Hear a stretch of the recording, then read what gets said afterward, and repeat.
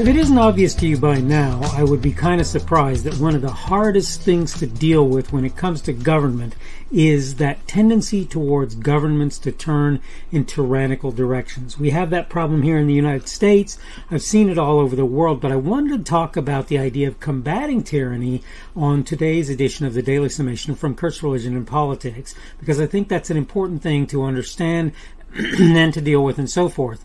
I'm your host. I'm Kurt, and today is Tuesday, the 8th of March of 2022.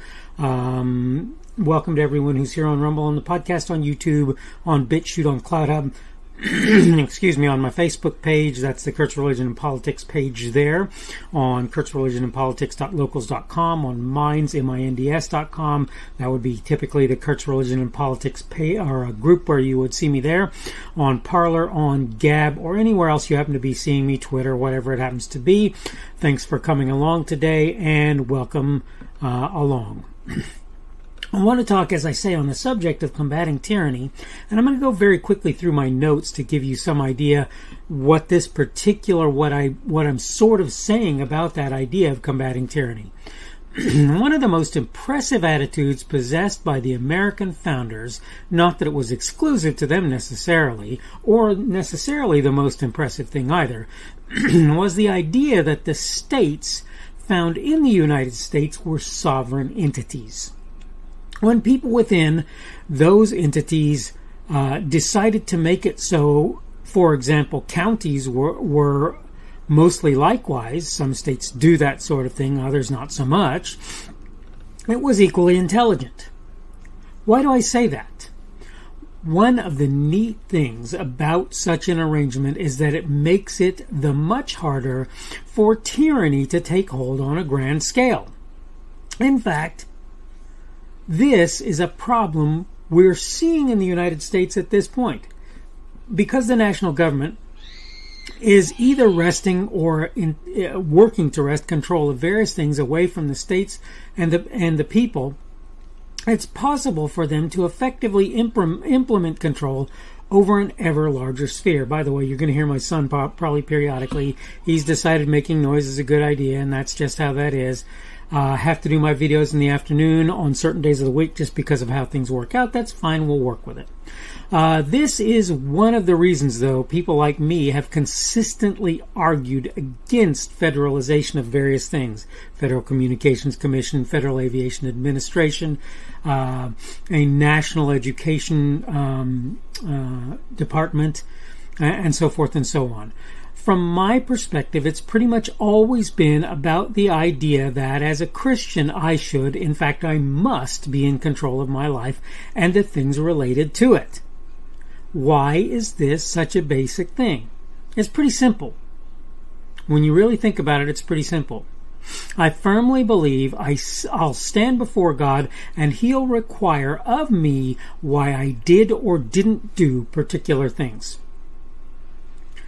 Even if you don't believe that, though, it should be obvious to you that control on a greater scale is pretty much always a bad idea. What, for example, works in a city may make little to no sense in a rural community. What works in a warmer climate may not be so great in a cooler one. What works in a region that makes cars as a primary line probably will not work as well, be as successful in a place that grows corn. These are just a few examples of differences that can change how things are likely to function from one region to another. If for no other reason, people telling a large number of folks over a vast area how to do business makes little sense. You can make the argument that a person or group can learn about areas in which they don't find themselves. Even so, making rules for those areas only makes sense if they're different from region to region. Now, that may not be all that clear, but I'll try and get into that later.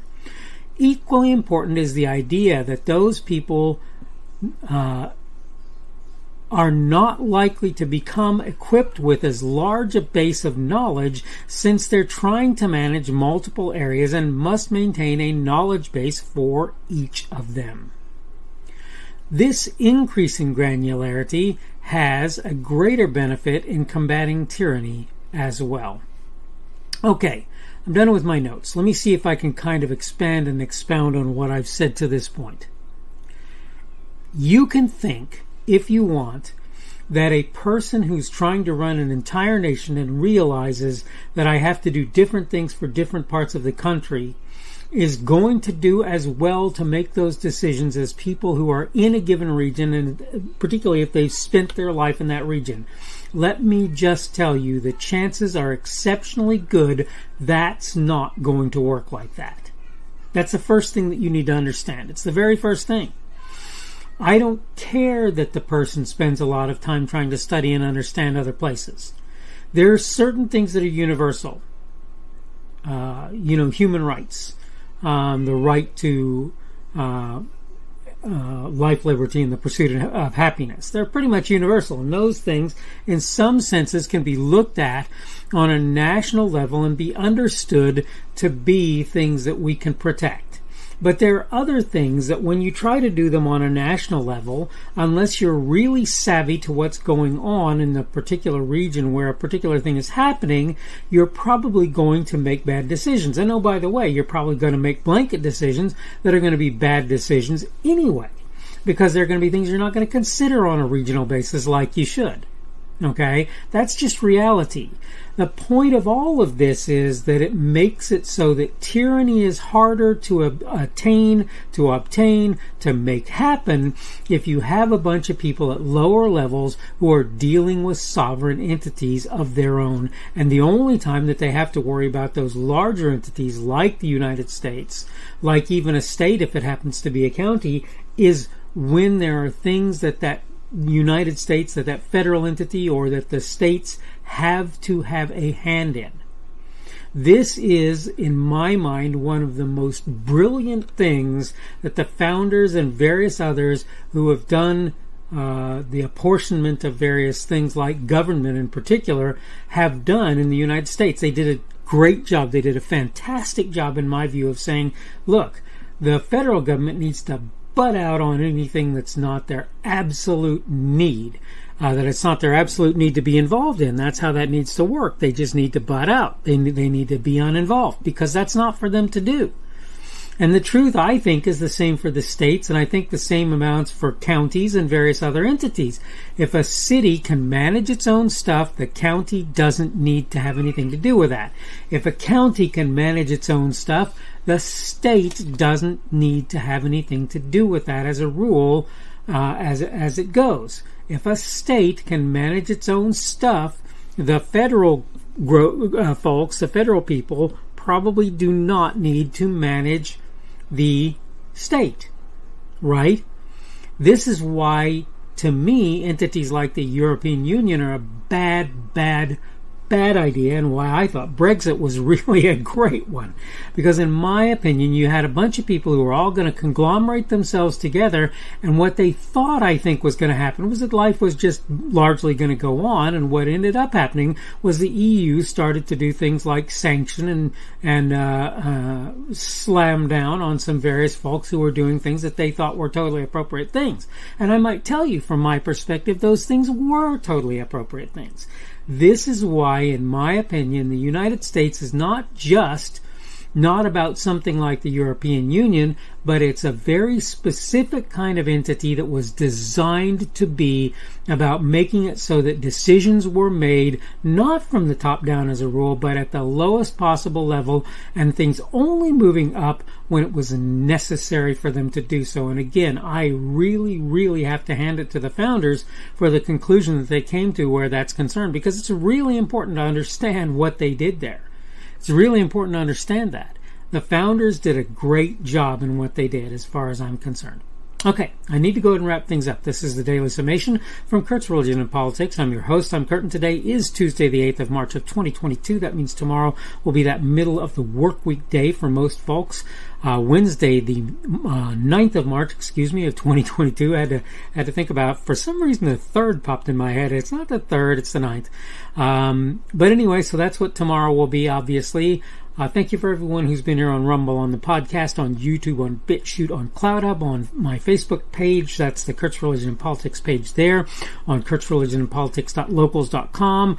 On Minds, MINDS.com. On the Kurt's Religion and Politics group, or wherever you happen to be seeing me there, but that's the one that you're probably going to see me at. On Parler, on Gab, on Twitter, wherever else you happen to be catching me today. Remember that Rumble is my preferred platform. You can give me a boxing glove or a Rumble there to show that you enjoyed my content.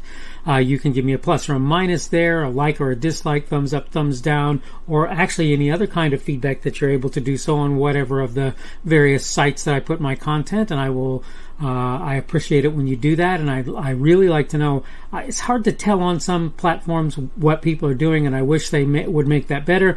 But the reality is I want for people to understand that I truly am trying to put out content that I think that you will find useful, worthwhile, and helpful, and timeless. A lot of the time it's timeless. Sometimes I get into specific things, but not usually. You can comment on anything that I put out there if comments are available on the platform where you're getting at me. And I will do everything that I can to view those comments, and if I feel it reasonable and appropriate, I will respond. I will at least try to give you some reaction, thumbs up, thumbs down, like, dislike, whatever. If I can do it, I'll try and give you a like. I'll delete any comment that I think is an advertisement that has nothing to do with me. I will delete anything that I think will be harmful to other people. As a rule, even if you say something that makes me scratch my head and go, why the heck did this person put this here? I'll leave it there just so that other people can see what you said. And who knows, maybe they can even clue me into what it was that you were trying to get to.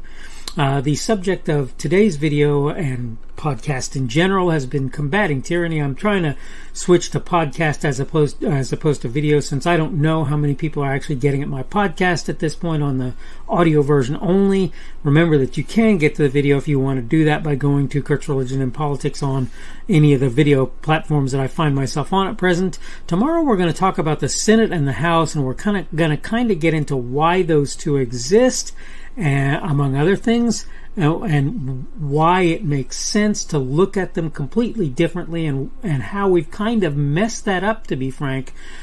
In the meantime, though, I hope that you're having a good day. Everything going well for you would be a great thing. And I would love to see you again on Wednesday's edition of the Daily Summation from Kurt's Religion and Politics. The speaker on this edition of the Daily Summation is Kurt Schubert.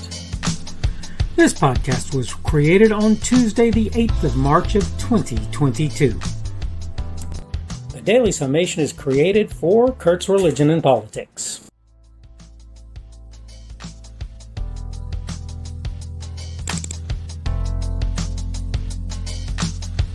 Thanks for watching this edition of the Daily Summation from Kurt's Religion and Politics. I hope you found it entertaining or instructional, and maybe both. If you want to see more from me, you can go to blogs.kpschubert.com. That's blogs.kpschubert.com. I am on Twitter, Parler, and Minds.com. My handle on each of those is @kpschubert. That's @kpschubert. I have a Rumble and a YouTube channel. They are the Kurt's Religion and Politics channels on Rumble and YouTube. I have a Facebook page. The Facebook page is Kurt's Religion and Politics as well. I am on Patreon. If you want to support me, that's one of the better places you can do that. And you will find me at Kurt's Religion and Politics on Patreon.